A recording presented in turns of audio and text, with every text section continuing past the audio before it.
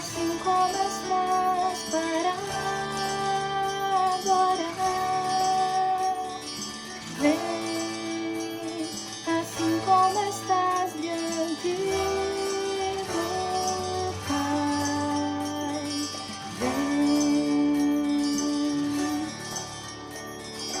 toda língua confessará ao Senhor, todo joelho se dobrará. Mas aquele que a ti escolher, o tesouro maior terá. Vem, esta é a hora da adoração. Vem, dar a Ele teu coração. Vem, assim como estás para adorar. Vem, assim como estás diante do Pai. Vem, toda língua confessará ao Senhor, todo joelho se dobrará. Mas aquele que a ti escolher, o tesouro maior terá.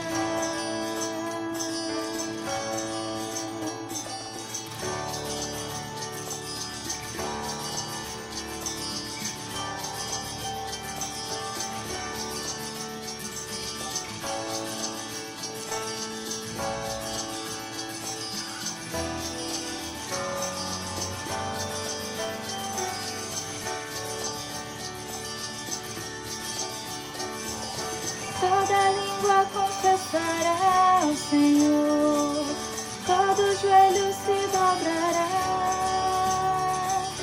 Mas aquele que a ti escolher, o tesouro maior terá.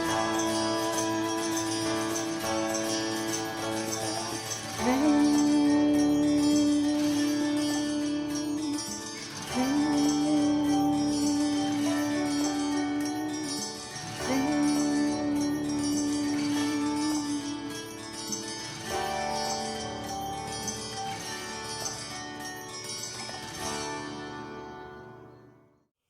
Boa noite às irmãs, aos irmãos, a todos os convidados que se reúnem com a Igreja Batista Viva em Natal, nesta noite que é o primeiro domingo de 2021, nossa primeira oportunidade de nos encontrarmos como comunidade e juntos tentarmos entender um pouco mais sobre o que Deus deseja para nós como seus filhos, como cristãos. E talvez a começar o ano de 2021 em um caminho, uma jornada espiritual mais profunda.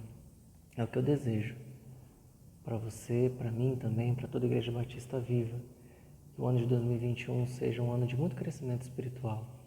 2020 já pode ter sido, mesmo em meio aos problemas e até por causa deles, é um ano de muito crescimento espiritual, de profundidade maior na Bíblia, no conhecimento de Jesus Cristo. Espero que 2021 seja ainda melhor nesse sentido. Que todas as coisas de fato contribuam juntamente para o bem daqueles que amam a Deus e que todas as coisas também contribuam juntamente para nos levar para mais perto de Jesus e nunca para mais longe dele.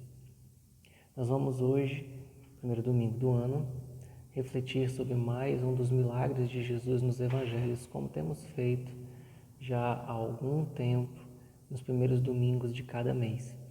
Então vamos hoje conhecer um pouco mais sobre o relato bíblico da cura da mulher aleijada no sábado na sinagoga. Eu espero que seja um texto que realmente comunique algo ao seu coração. Eu tenho certeza plena de que você estando aqui não é coincidência e há algo importante que Deus quer falar com você e comigo também.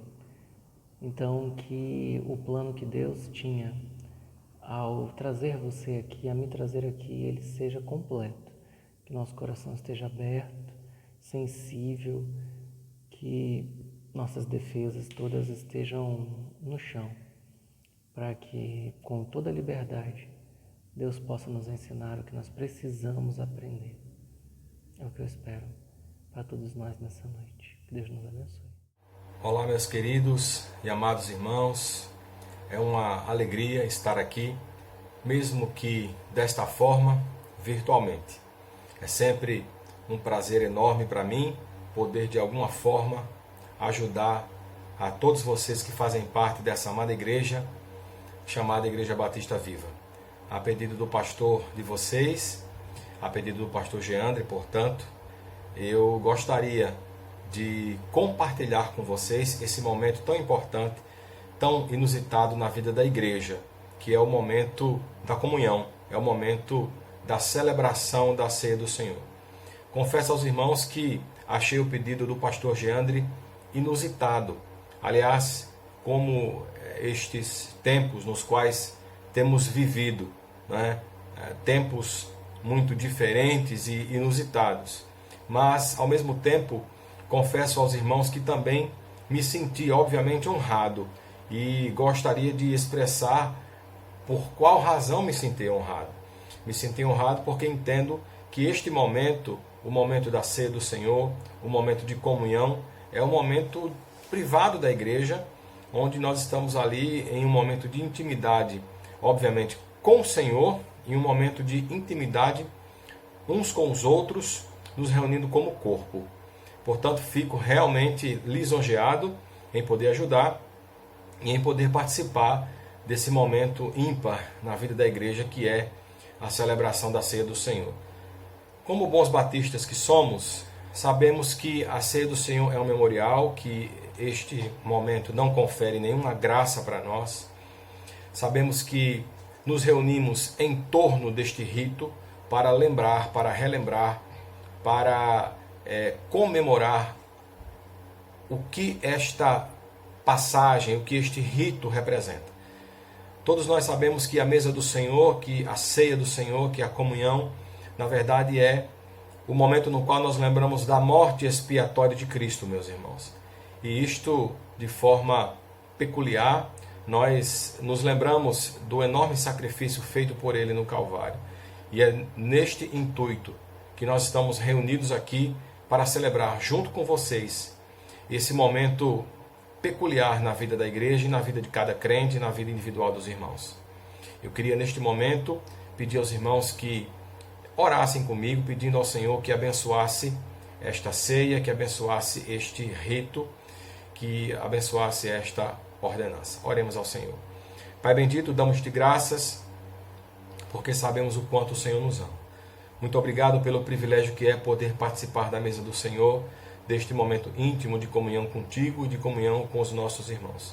Obrigado porque aqui estamos, ó Deus, lembrando da morte expiatória de Cristo, bem como anunciando a sua segunda vinda ou o seu retorno.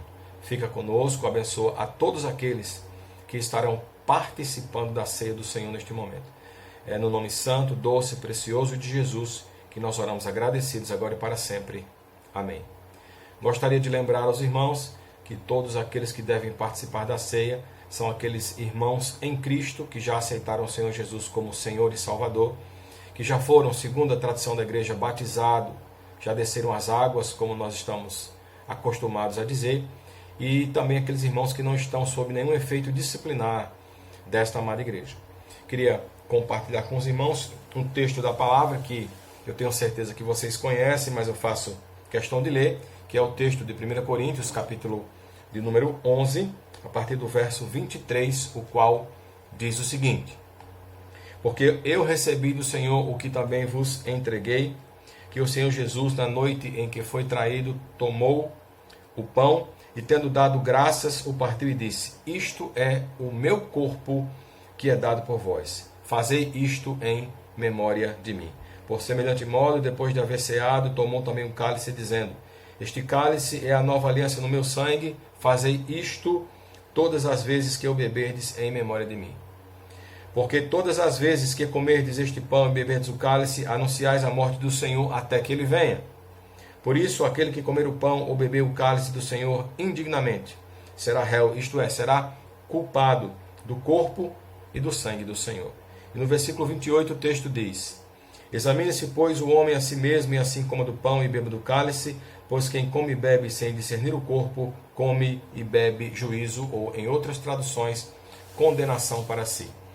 Meus queridos, eu sei que vocês conhecem esse texto, que vocês sabem do significado dele, e é por isso que nós fazemos questão de lê-lo. Eu gostaria de estar com vocês aí hoje e poder compartilhar com vocês, mas, como eu já disse no começo, esses momentos inusitados os quais estamos vivendo agora nos impedem. Mas eu queria que neste momento nós, de uma forma muito respeitosa, nós pudéssemos tomar o pão em nossas mãos, nós pudéssemos tomar o cálice em nossas mãos e nós pudéssemos lembrar que este pão representa o corpo de Cristo que foi pregado no Calvário em meu favor, em seu favor e em nosso favor, e que este vinho representa o sangue de Jesus que foi derramado e que tem como finalidade lavar os nossos pecados e purificar a nossa vida, o nosso coração, a nossa mente, a nossa alma.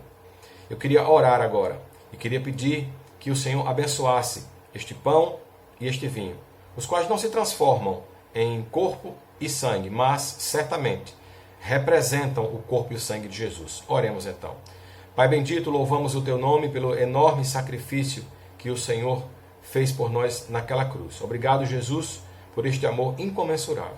Abençoa este pão, o qual representa, ó Deus amado, o teu corpo pregado naquele madeiro em nosso favor, e este vinho, o qual representa o teu sangue vertido, o teu sangue derramado, a fim de absolver, de perdoar todos os nossos pecados. Obrigado, Jesus, porque um dia, ao Senhor voltar, estaremos celebrando contigo esta amada ceia, juntos, como corpo de Cristo, como igreja do Senhor. Muito obrigado, Pai, por ter enviado o teu Filho e por ele ter entregado a sua vida em nosso favor.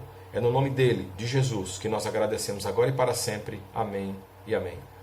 Eu queria que neste momento, antes de comer do pão e beber do vinho, do cálice, você lembrasse de alguém. Alguém que você gostaria de trocar este cálice em sentido ou em símbolo de comunhão.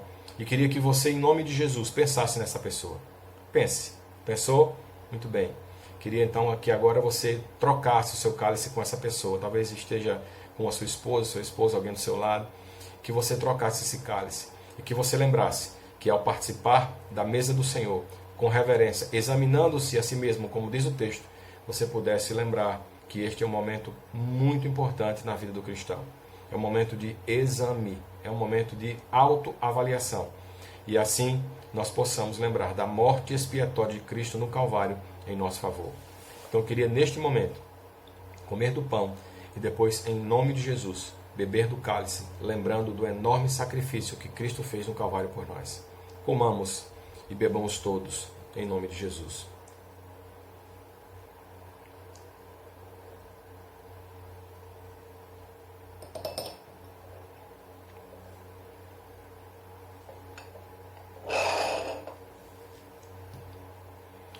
Amém. Espero em Deus que você tenha se achado ministrado, mesmo que virtualmente. Muito obrigado, um abraço em todos e, se Deus quiser, estaremos muito em breve juntos, presencialmente, em nome de Jesus. Deus vos abençoe.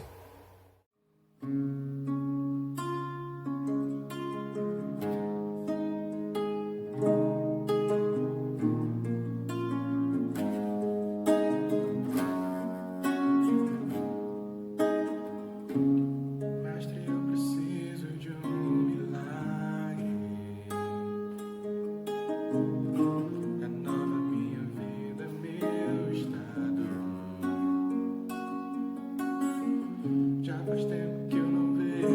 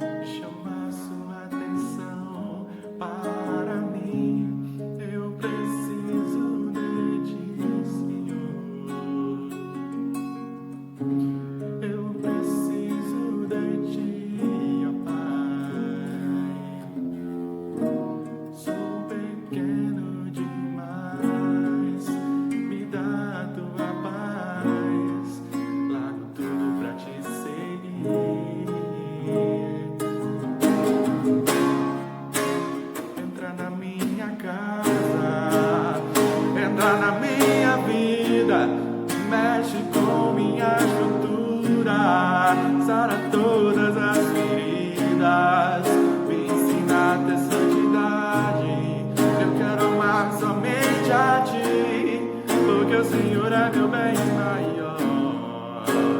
Faz um milagre em mim, entra na minha casa, entra na minha vida, mexe com minha estrutura, sara todas as feridas, ensina a ter santidade.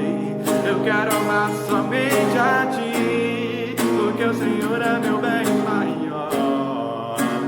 Faz um milagre em mim.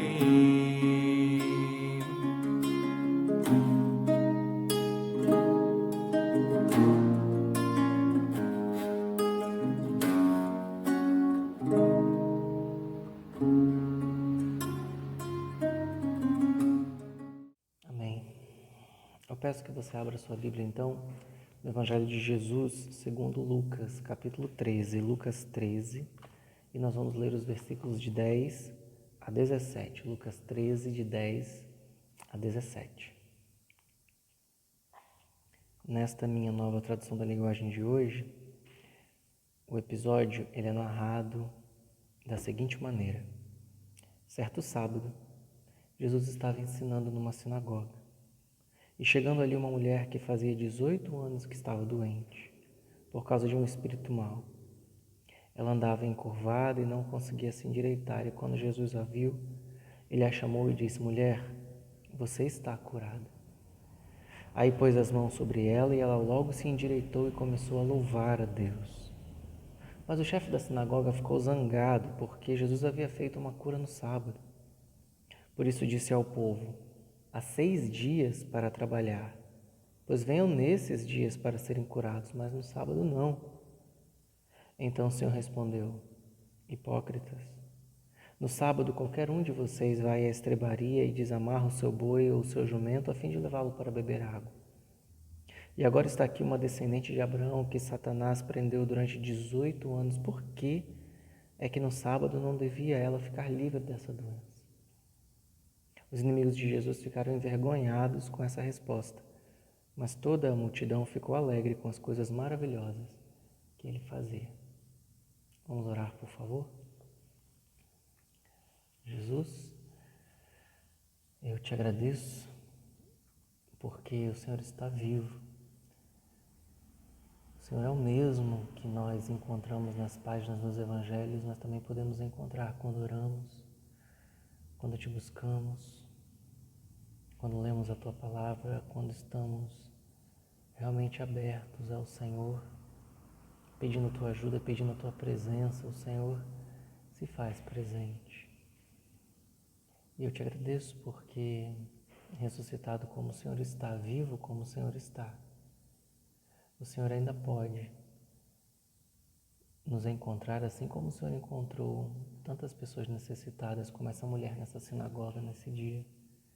Nos encontra também, Jesus, por favor. Ela tinha suas necessidades e o Senhor a curou e nós temos as nossas. Eu peço que o Senhor nos cure, que o Senhor cure a mim, que o Senhor cure a todas as minhas irmãs e aos meus irmãos reunidos nessa noite em todas as nossas necessidades. Por favor, Pai. Nós viemos pedir isso ao Senhor porque reconhecemos que não há amor tão grande quanto o Teu e não há poder tão grande quanto o Teu. E se ao mesmo tempo em Tuas mãos o Senhor tem todo o amor e todo o poder, o Senhor então é tudo de que nós realmente precisamos. Por isso a Ti recorremos, por isso a Ti oramos. E em Teu nome oramos, Jesus. Amém.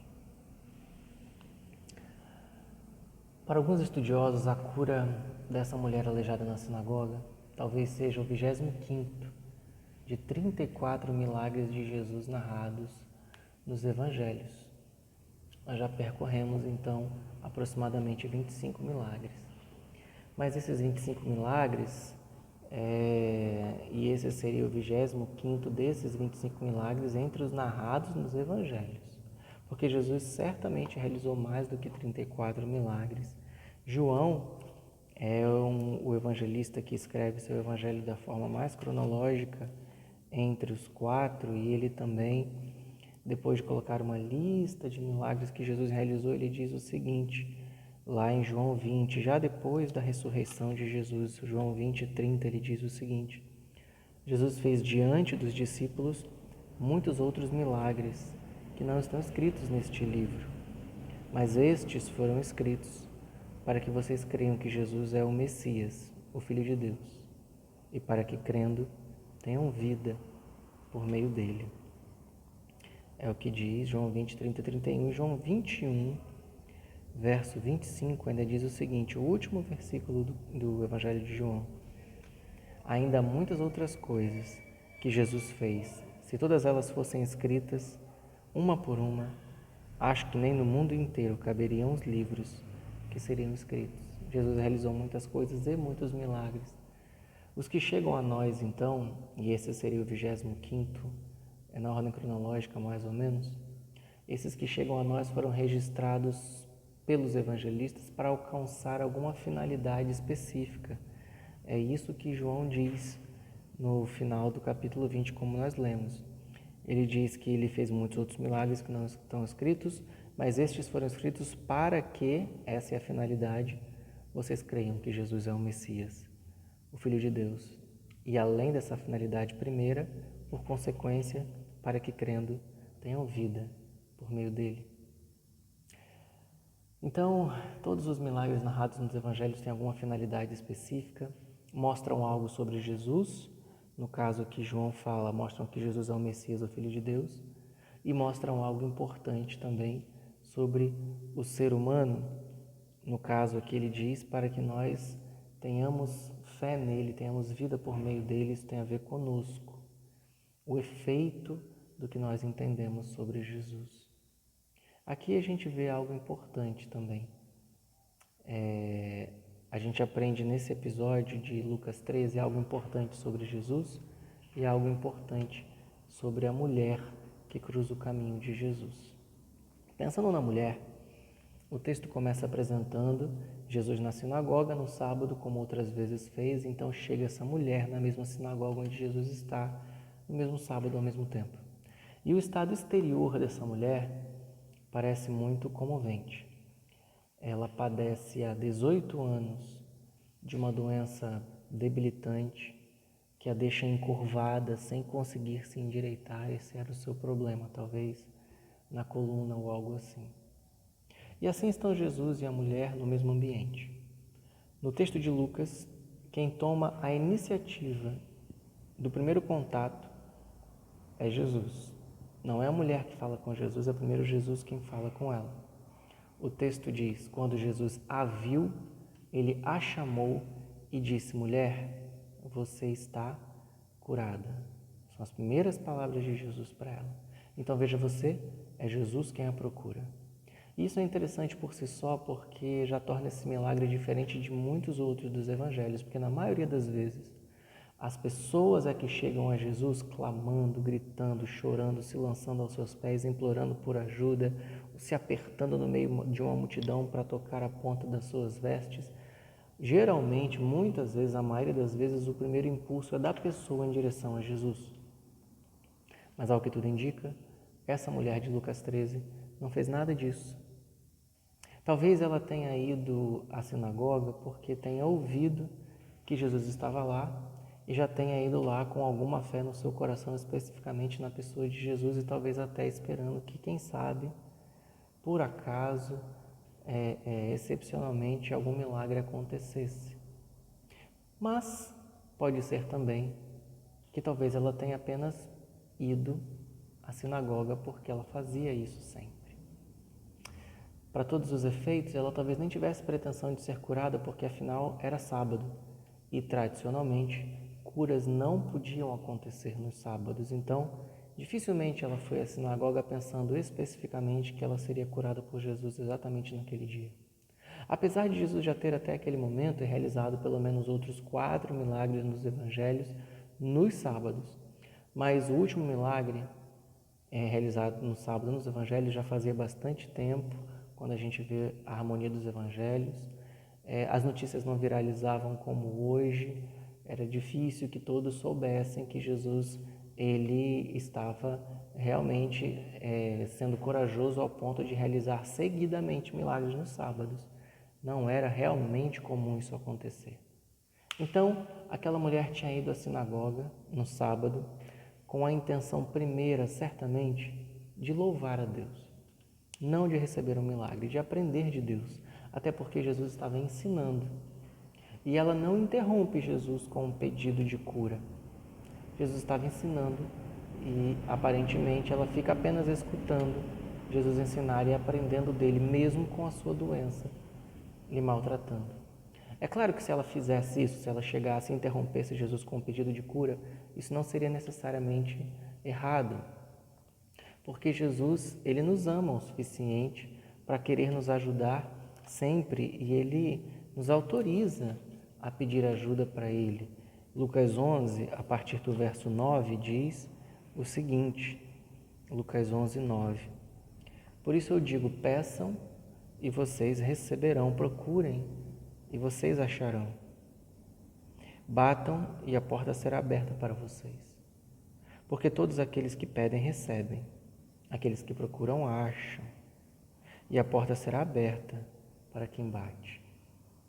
Por acaso algum de vocês será capaz de dar uma cobra ao seu filho quando ele pede um peixe, ou se o filho pedir um ovo, vai lhe dar um escorpião? Então Jesus está dizendo, olha, estou aqui e vocês podem pedir porque vocês vão receber, podem procurar porque vocês vão achar, podem bater porque a porta será aberta. Eu sou um bom pai, Deus é um bom pai para todos vocês. Se vocês pedirem um pão, ele não vai dar uma pedra. Jesus autorizava, e aquela mulher podia chegar ali no meio do ensino de Jesus, da sua aula, interrompê-lo, gritando, como muita gente fez. Mas, ainda que ela pudesse fazer isso, nós sempre podemos fazer uma coisa certa por um motivo errado na vida. Mesmo que pedir ajuda para Jesus fosse certo se ela fizesse, nós podemos fazer coisas certas por motivos errados. E por mais que buscar a Jesus seja muito certo, os motivos também precisam ser certos, porque se ela estivesse na igreja só buscando a cura, por mais que buscar a cura seja correto, ela não estaria na igreja pelo motivo correto. Essa mulher sofrida parece ter colocado as primeiras coisas em primeiro lugar mesmo. A sua cura era obviamente algo muito importante para ela, sua doença a castigava, não era uma coisa qualquer, mas o próprio Jesus havia ido à sinagoga em primeiro lugar para ensinar, e era isso que ele estava fazendo. E curiosamente, Jesus, quando vê a mulher, decide suspender um pouco a sua aula, se aproxima dela, conversa com ela, e é curioso perceber que primeiro Jesus diz, você está curada, e depois ele põe as mãos sobre ela e a endireita. Primeiro ele diz que ela está curada e depois ele realiza a cura física. Então parece que Jesus, ao invés de dizer você está curada como algo que ele havia acabado de produzir, uma cura que ele havia acabado de produzir, talvez ele esteja só constatando um fato sobre ela, de que ela já estava curada em todos os sentidos mais importantes, porque estava ali e estava dando prioridade, valor maior de fato ao que era mais importante, colocando as primeiras coisas em primeiro lugar, ouvindo Jesus e aprendendo sobre Deus e curando o seu coração, a sua mente, a sua alma em primeiro lugar. Talvez essa seja a cura mais importante, inclusive para Jesus, quando ele diz você está curada antes de começar a realizar a cura física. Talvez a cura mais importante tenha sido o momento em que o texto diz, quando Jesus a viu. O olhar de Jesus direcionado para ela já era a cura mais importante. Talvez a cura mais importante tenha sido quando Jesus diz nos evangelhos, na verdade, quando os evangelhos dizem sobre Jesus, ele a viu e ele a chamou. A aproximação de Jesus com ela talvez já seja a cura mais importante, o milagre mais importante.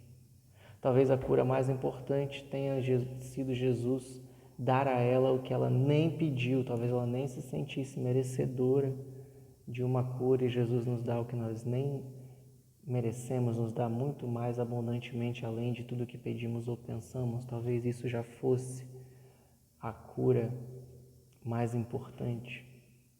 Talvez a cura mais importante tenha sido Jesus realizar tudo isso no sábado, sabendo todo tipo de problema que isso podia significar para ele, mas Jesus, ele valorizava a pessoa acima de tudo, mais do que as normas, mais do que as regras, e isso já é muito bonito por si só.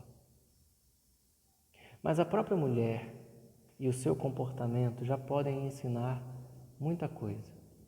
Imediatamente depois de ela se endireitar, depois que Jesus diz você está curada e então realiza a cura física, depois que ela se endireita, o texto diz que o primeiro impulso dela foi imediatamente louvar a Deus.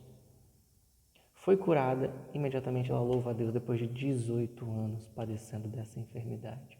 E isso não é tão comum quanto deveria ser o ato imediato de, após receber uma bênção de Deus, imediatamente louvá-lo.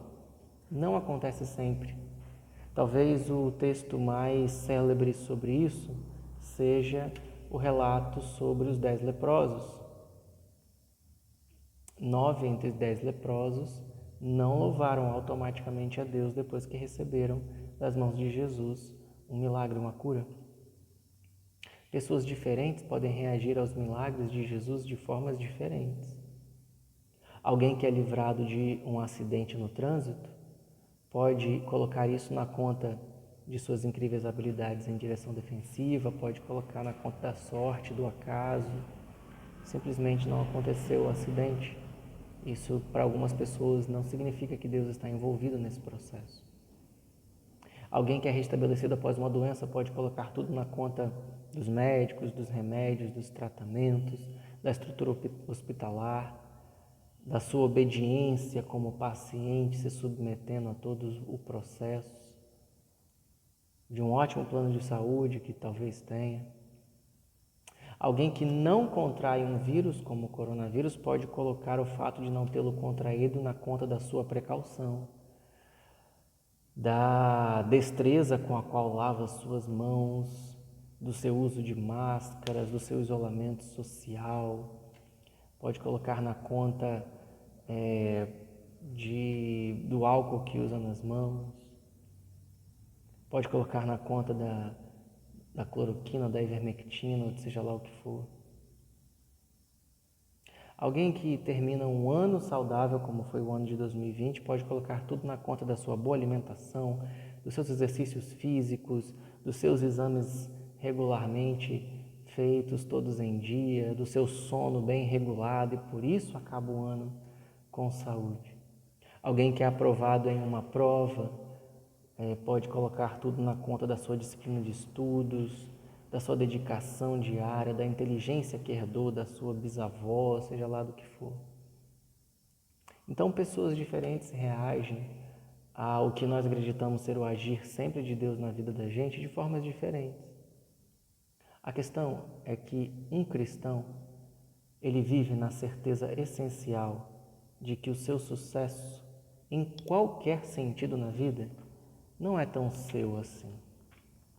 E há muitos textos diferentes da Bíblia que tentam abrir os nossos olhos para que percebamos que, de fato, os nossos sucessos na vida não são tão nossos assim. Tiago 1:17 diz o seguinte, por exemplo, 16 e 17, Tiago 1. Não se enganem, meus queridos irmãos. Tudo de bom que recebemos e tudo que é perfeito vem do céu. Vem de Deus. Tiago 1, 16 e 17.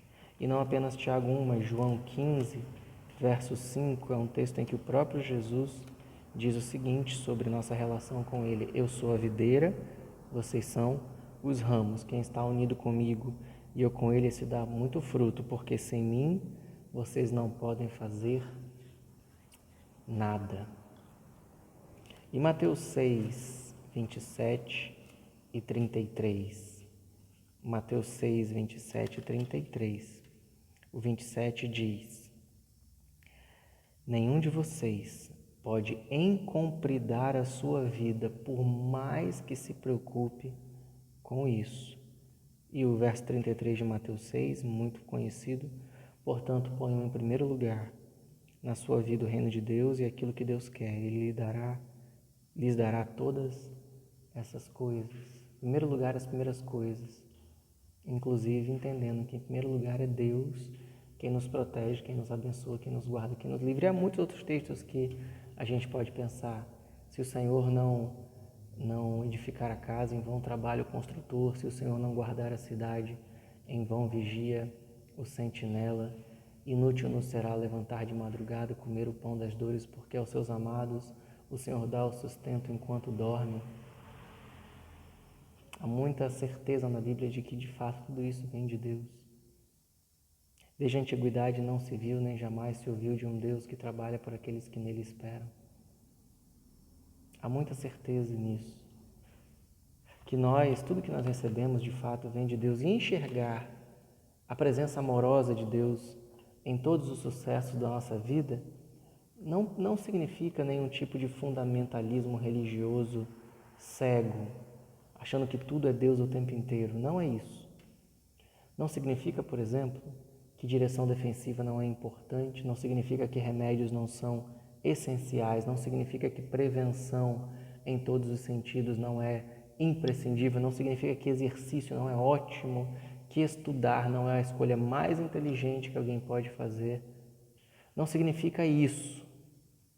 Mas a questão é que dirigir loucamente, não tomar remédios, não se prevenir, não fazer exercícios e não estudar seria provar a Deus, seria tentar a Deus. E provar a Deus é a forma mais tola de tentar controlá-lo, colocar tudo na conta de Deus para resolver, como se ele fosse obrigado a correr atrás de nós. Não é assim que deve funcionar um relacionamento saudável com Deus. Mateus 4, de 5 a 7, um trecho da tentação de Jesus, diz o seguinte: em seguida, o diabo levou Jesus até Jerusalém, a cidade santa, e o colocou no lugar mais alto do templo. Então disse a Jesus: se você é o Filho de Deus, jogue-se daqui, pois as Escrituras Sagradas afirmam: Deus mandará que os seus anjos cuidem de você. Eles vão segurá-lo com as suas mãos, para que nem mesmo os seus pés sejam feridos nas pedras. Mas Jesus respondeu: as Escrituras Sagradas também dizem: não ponha à prova o Senhor, seu Deus. E nós precisamos lembrar disso. Não colocar à prova o Senhor, nosso Deus. Tomar todas as medidas para que nós tenhamos uma vida a melhor possível, mas saber ao mesmo tempo que toda boa dádiva, todo dom perfeito vem de Deus e não do nosso esforço. Louvar a Deus depois de um livramento, depois de uma cura, depois de uma aprovação, tem menos a ver com o que acabou de acontecer, tem menos a ver com estou louvando a Deus por causa da cura, do livramento ou da aprovação, e tem mais a ver com o estilo de vida. É o que essa mulher está nos ensinando também nesse milagre de Lucas 13, porque ela não parece ter louvado a Deus depois da cura. Ela aparentemente já estava na sinagoga para louvar a Deus antes de ser curada. Ela estava quieta, ouvindo Jesus ensinar sobre Deus. Se a cura fosse mesmo a sua primeira preocupação, ela estaria tudo menos quieta diante de Jesus ali naquele dia.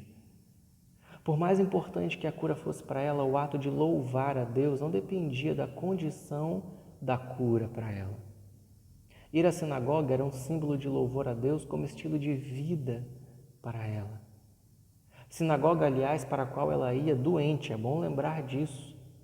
Já seria bonito ela ir à sinagoga sem interesses, mesmo que ela fosse uma pessoa completamente saudável, mas ela não era. Ela tinha uma doença que dificultava a sua mobilidade, fazia difícil ela caminhar, e ainda assim ela ia à sinagoga e ficava ali quieta, sentada, ouvindo sobre Deus e curando a sua alma em primeiro lugar.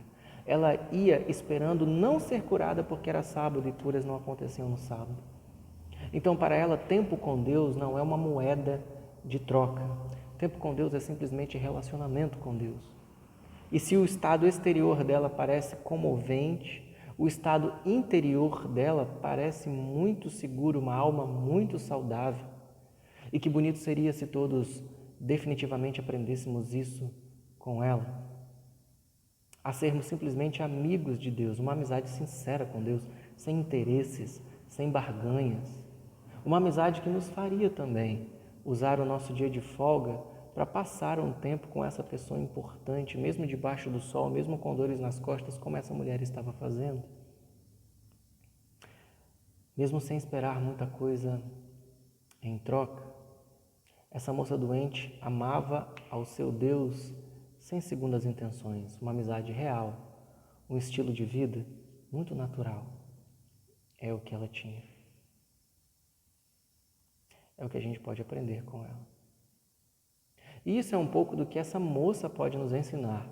Relacionamento franco com Deus, sem segundas intenções. Amizade com o Pai como um estilo de vida natural. Mas a verdade é que qualquer outra pessoa é sempre coadjuvante numa história em que Jesus está presente. E Jesus é aquele que pode nos ensinar muito mais até do que essa mulher. Naquele sábado, Jesus foi à sinagoga ensinar sobre Deus. E quando apareceu uma mulher que precisava da sua ajuda, ele suspendeu um pouco o ensino teórico ao qual ele estava se dedicando e realizou então a cura daquela mulher. E como tantas outras vezes, isso trouxe problemas para Jesus. O texto diz que o chefe da sinagoga ficou zangado porque Jesus havia feito uma cura no sábado. Esse monte de leis exageradas que foram criadas em cima do mandamento justo de guardar o sábado foram um problema para Jesus muitas vezes. Por diferentes motivos, muitos religiosos encrencaram com Jesus por coisas que ele fez nos sábados. Mas dessa vez, em Lucas 13, a razão específica da crítica do chefe da sinagoga parece mais clara em relação a Jesus, porque depois de ele criticar Jesus, ele vira para o povo e ele diz, o texto relata: há 6 dias para trabalhar, pois venham nesses dias para serem curados, ele diz ao povo. Então, para aquele burocrata religioso, frio e cego, o que estava acontecendo ali era uma questão trabalhista. Para ele, sábado era dia de descanso religioso. E se ele, como profissional da religião, queria ficar de folga naquele dia, então ele também não queria que outros religiosos, como Jesus, trabalhassem enquanto ele descansava, porque isso faria ele parecer um preguiçoso por comparação. Não era dia de fazer coisas religiosas, é o que esse homem está dizendo. Por um lado, Jesus não podia discordar mais, porque ele diz aquele homem religioso, e na verdade é todos os religiosos em sua figura, hipócritas. No sábado, qualquer um de vocês vai à estrebaria e desamarra o seu boi ou o seu jumento, a fim de levá-lo para beber água. Por que é que no sábado essa moça não deveria ficar livre da sua doença?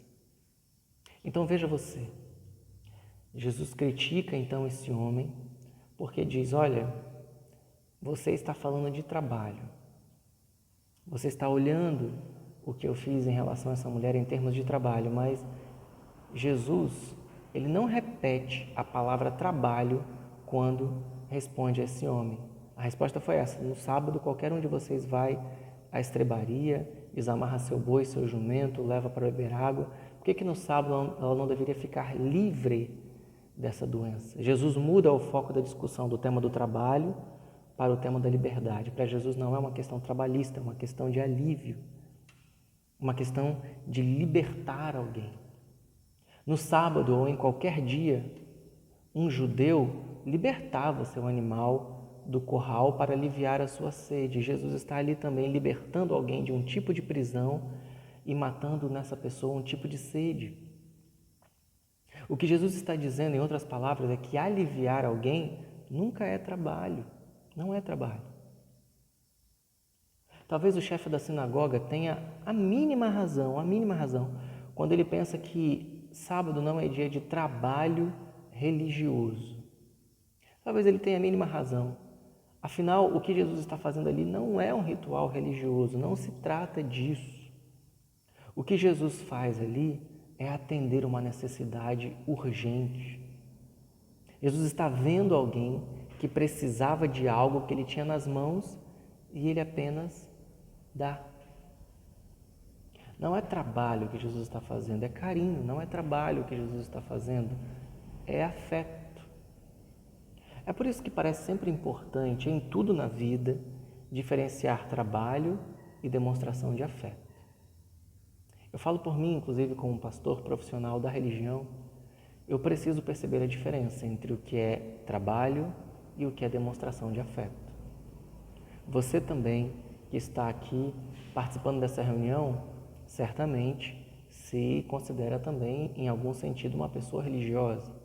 E é necessário que você também, então, entenda a diferença, para que você seja mais parecido com Jesus e menos parecido com o chefe da sinagoga. Algumas coisas não precisam ser feitas todos os dias.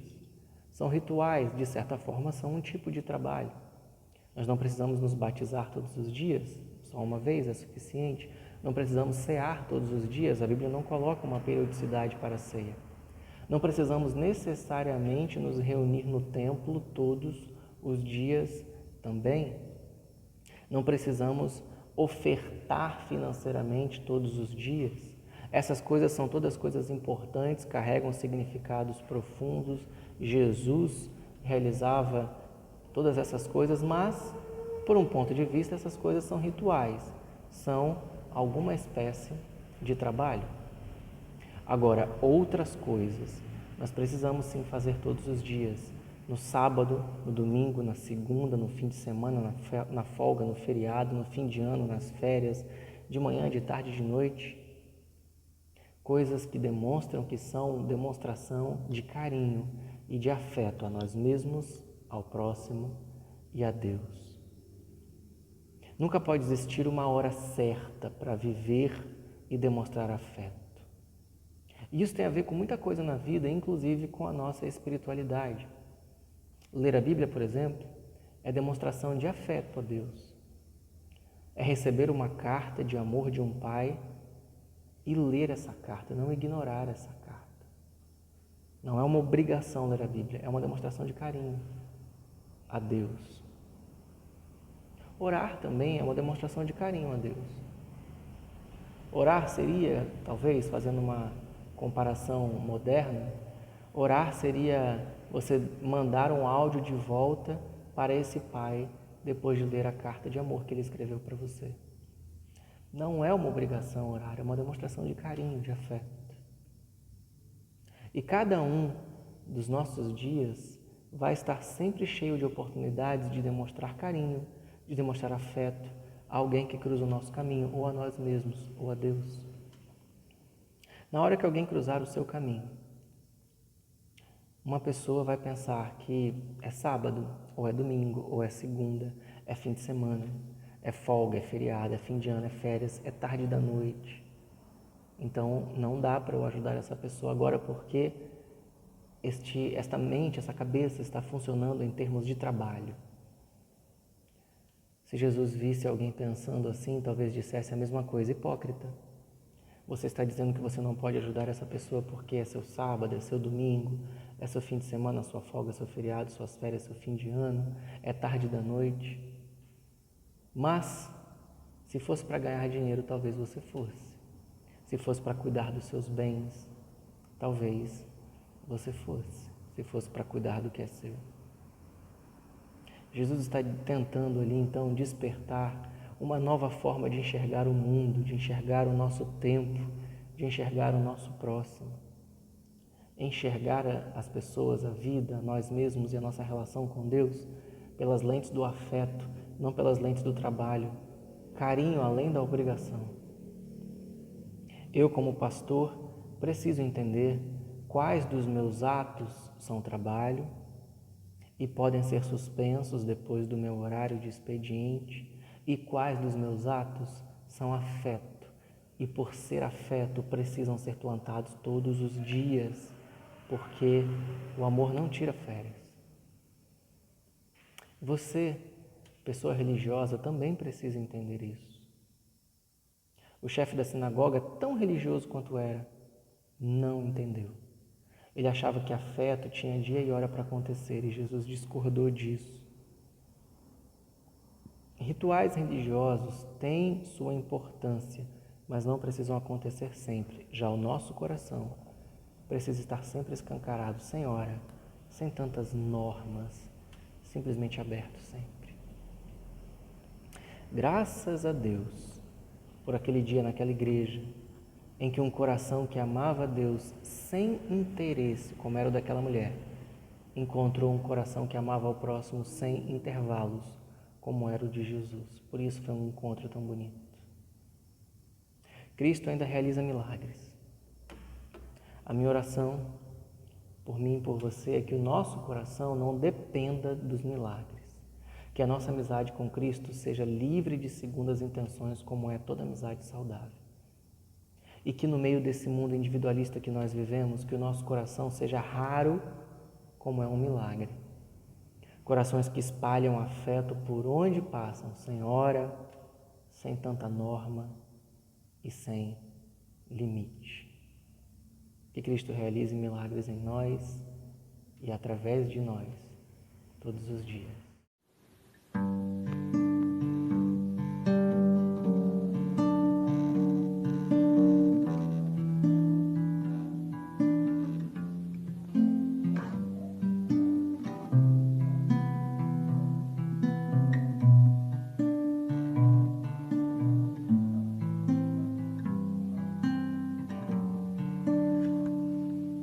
Tudo o que for verdadeiro, honesto e justo,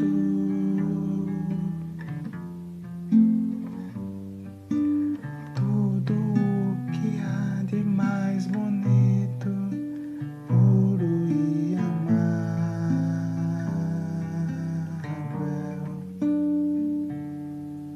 Se houver algum louvor, se houver virtude,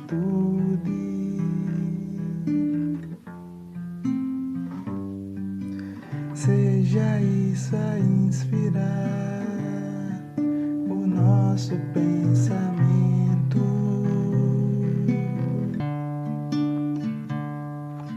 E assim não haja em nós temor diante do que há de vir. Antes de tudo, lembramos, diante de Deus nossas vidas estão. E assim não haja em nós temor diante do que há de vir. A paz que só Deus nos pode dar sempre há de nos guardar em Cristo Jesus.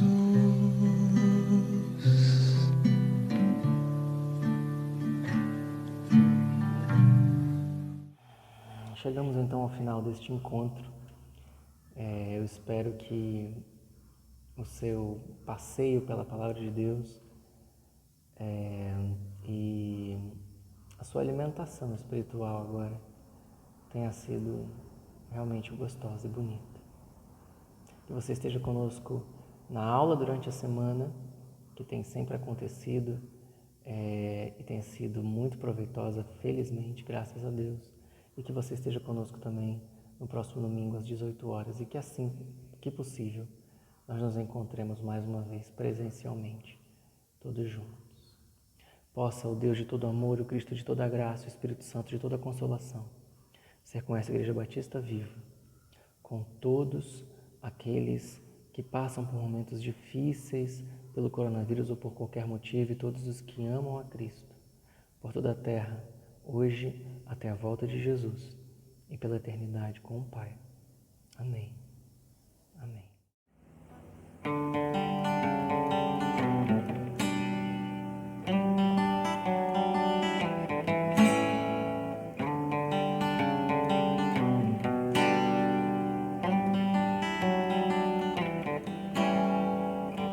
Dá tempo de abraçar quem não me quer o bem. Dá tempo de arrumar mais tempo para alguém. Dá tempo de olhar pra quem ninguém quer ver. Dá tempo de chorar, pra não endurecer. Sei que Ele vem me levar mais por hoje. Viva esperar sua vinda, enquanto vivo, viva viver sua vida. Viva esperar sua vinda, enquanto vivo, viva viver sua vida. Viva esperar sua vinda, enquanto vivo, viva viver sua vida. Viva esperar sua vinda, enquanto vivo, viva viver sua vida.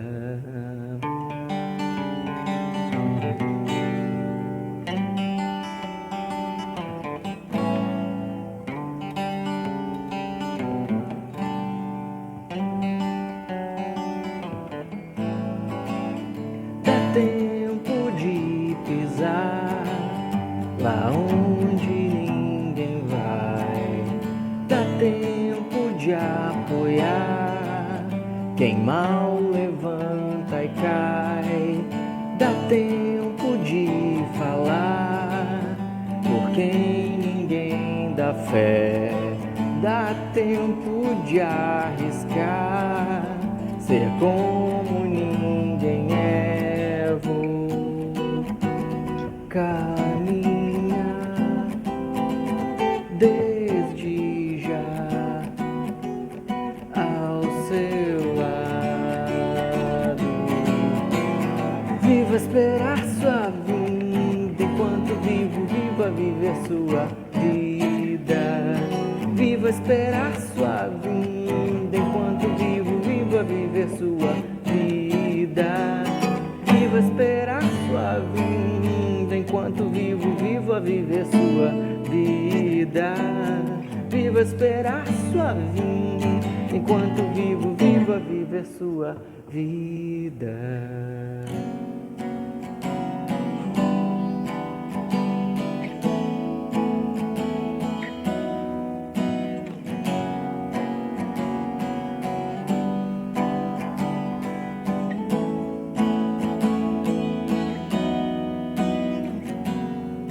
Venha ao seu reino aqui, como lá.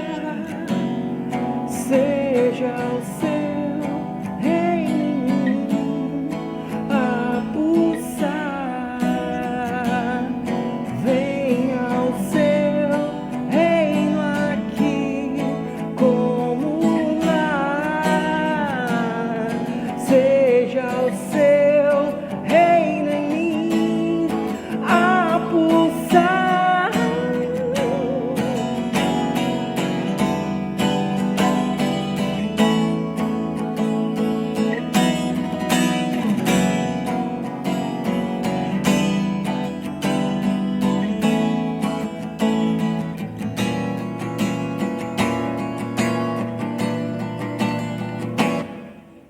Sei que Ele vem me levar, mas por hoje vou caminhar desde já ao seu lado. Viva esperar sua vinda, enquanto vivo, viva viver sua vida. Viva esperar sua vinda, enquanto vivo, viva viver sua vida. Viva esperar sua vinda, enquanto vivo, viva viver sua vida. Viva esperar sua vinda, enquanto vivo, viva viver sua vida.